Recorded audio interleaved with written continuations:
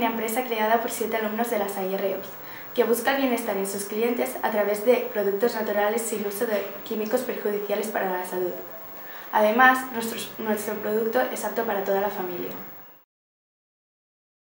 Bioessence es un bálsamo natural descongestionador hecho con aceites esenciales y basado en la aromaterapia. Bioessence aporta una sensación de relajación y activa el sistema inmunitario.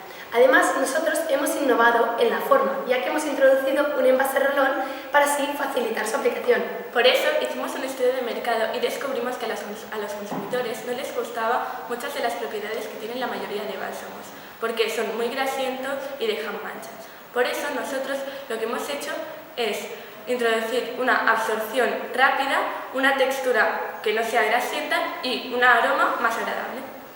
Nos hemos preocupado de ser extremadamente cuidadosos con el proceso de producción, ya que como cualquier buen producto requiere la primera materia de altísima calidad.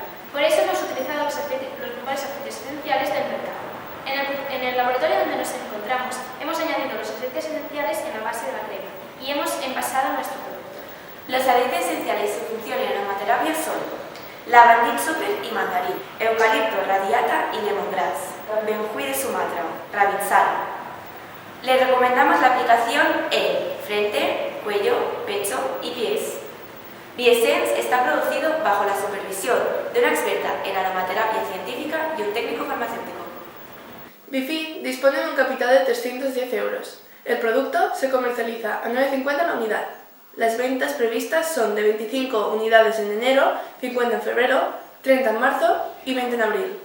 Hemos estimado la proporción de ventas en función a las ventas de bálsamos que nos han proporcionado algunas farmacias de la zona. Nuestra empresa se ha dado a conocer a través de nuestra página web y a través de las redes sociales.